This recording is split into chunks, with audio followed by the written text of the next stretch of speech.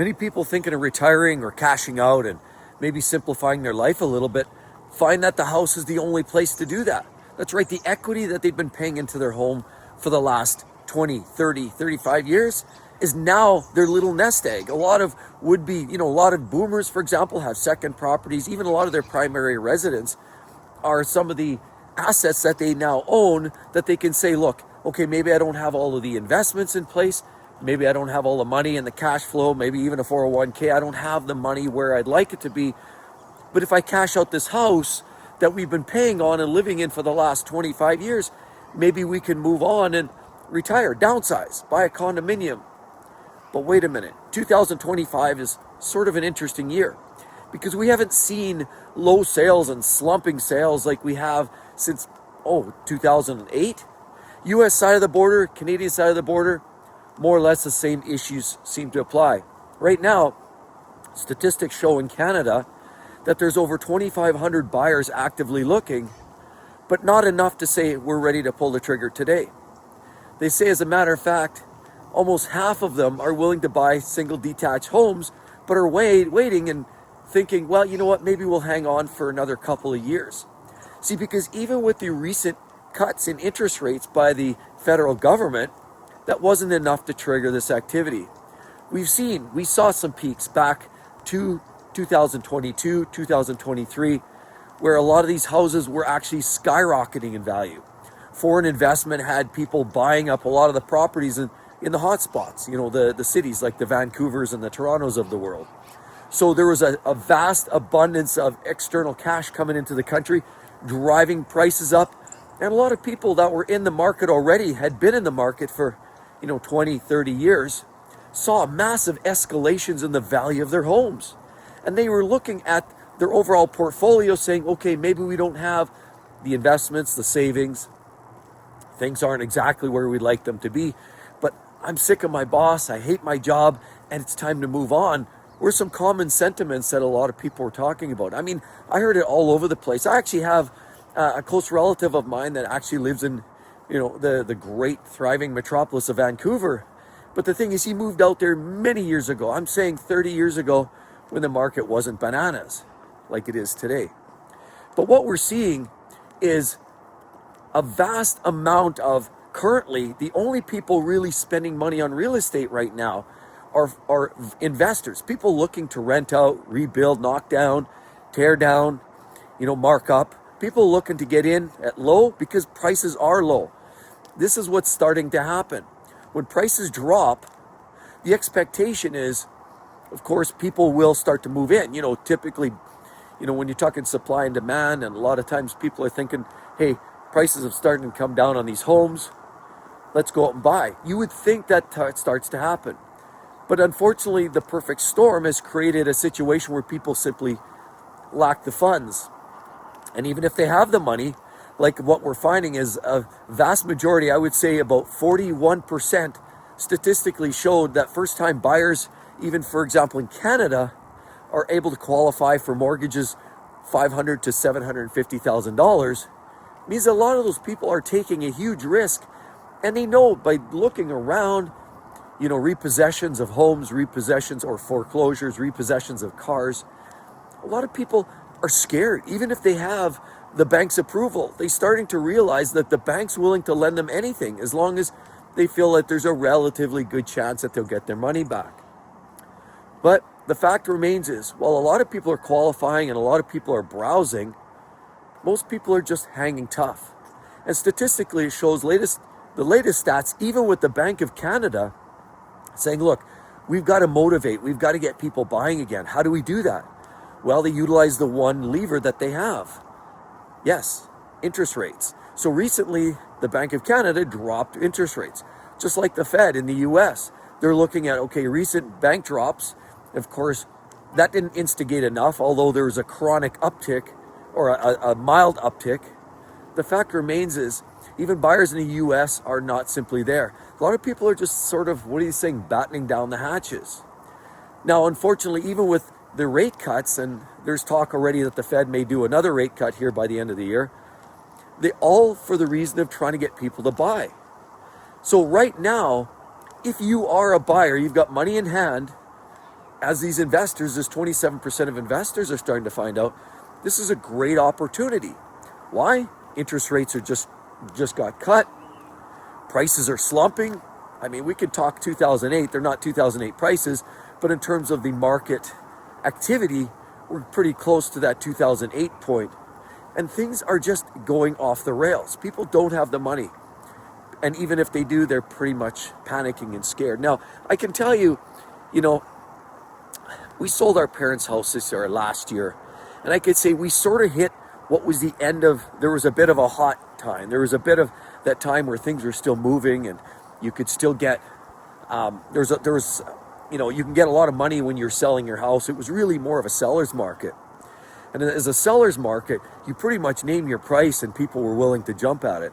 And that's kind of what we did. I mean, when we sold our parents' house, I didn't know what we were getting into. I had kind of been out of the market for a period of time, and I didn't know exactly what we were going to get. I just knew that we wanted to make the house sell. And as a result, we listed at what the realtor suggested, which was, I thought, a fair market value at the time. And, I looked around and it seemed like, okay, we were right in the sweet spot of what others were asking. And it turns out we hit it right because we listed the house that afternoon, and literally within an hour, we had a call from another agent reaching out to our listing agent that said, we've got a buyer and we'll give you a deposit. We'll even give you more. They even gave us $5,000 more on the asking price of the house, which was already a little higher than we thought we were, but it was in the fair market space. Things were really rattling, things were moving, but that's why, because we're in the prairies. So a lot of this real estate is highly dependent on, of course, the time of year, market fluctuations, the overall economy. Obviously, there's a lot of factors. But when you see the feds and you see the Bank of Canada dropping rates, that's usually to stimulate the economy. That's get things moving again because people aren't buying. And so what we ended up resulting was we sold the house. Shortly thereafter, all of a sudden that market seemed to flip.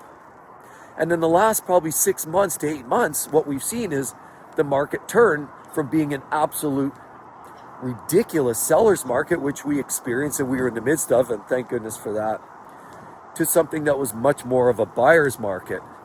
And now what we're seeing in the US, and you look at states like Florida, where there's excess abundance of real estate. The flip side is too, of course, foreign investors in the US are fewer and far between. Certainly it seems what I've been hearing is Canadian investors are a little shyer. There's less purchasing from the Canadian side of the border, investing in US real estate. So that's dropping numbers in the US as well. But the fact remains is the economy is a big factor. A big reason why a lot of these homes aren't selling, other than to investors.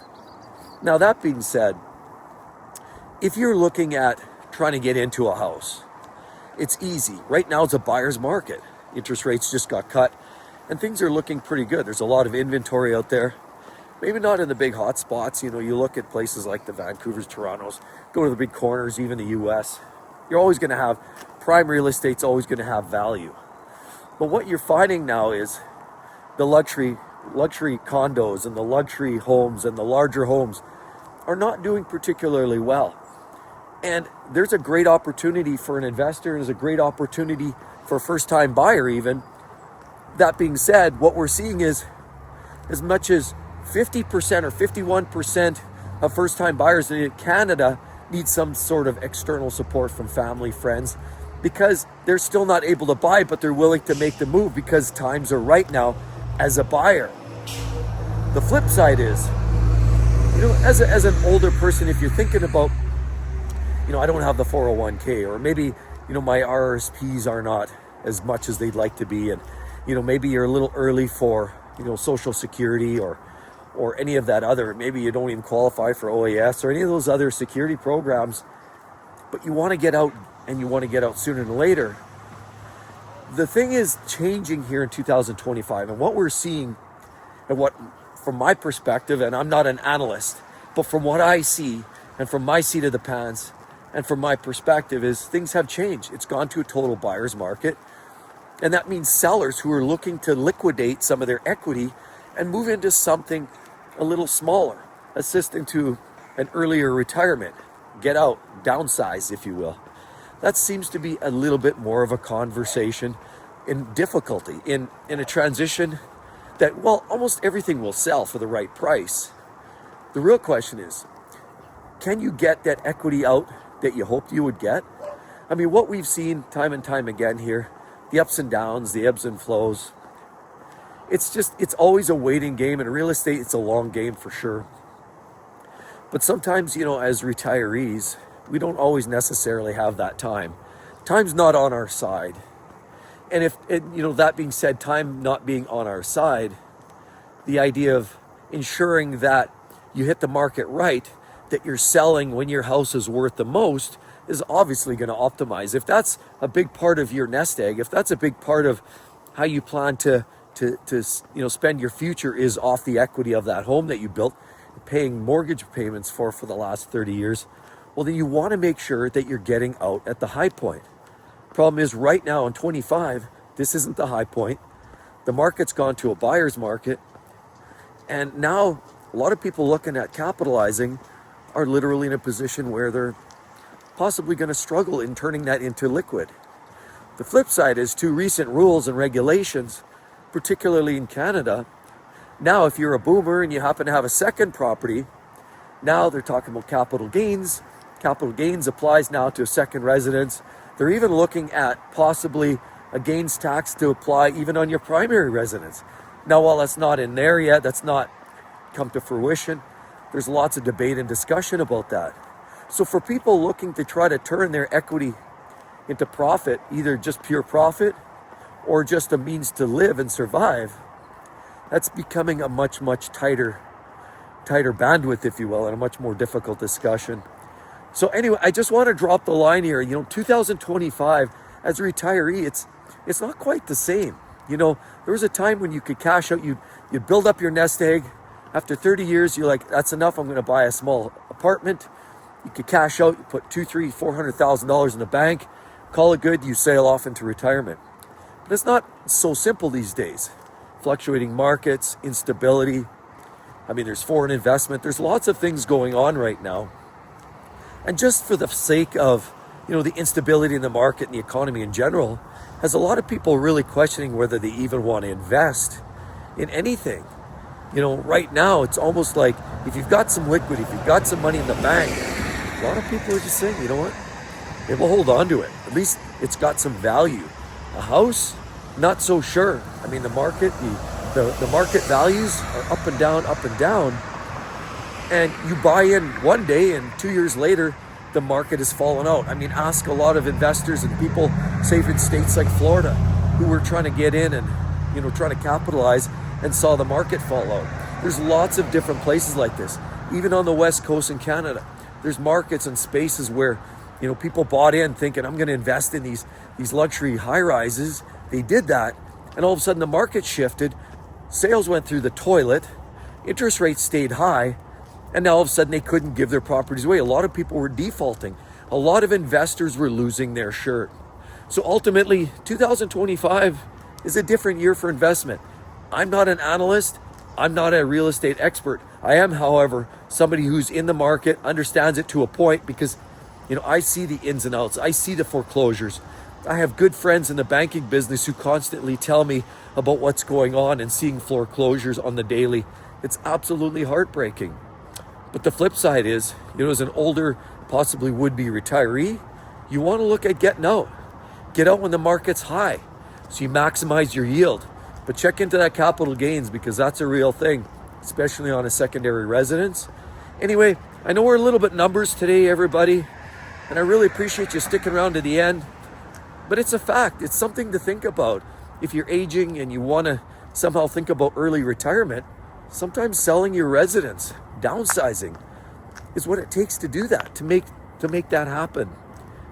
And we've often thought, we built, over the course of our life, built up our residences as well to try to build up that equity so that one day maybe we part that out and maybe we downsize and move out to something a little smaller and simpler. I mean, I can't tell you that hasn't gone through my mind a few times. So I'm going to just head on down. We're heading on down to, let's go to McDonald's, and grab our favorite beverage. Well, not favorite, one of my favorite beverages. I don't want to pick a choice here because the two that I'm always going for coffee. Anyway, I'm going to head down, grab a coffee. Hope you all have a magnificent weekend. Please do drop a line. If you yourself have thought about maybe liquidating your home, and are you thinking about liquidating? What is the market in your area? Because every area is a little bit different. I'd love to hear your thoughts. Again, as always, everybody, bye-bye.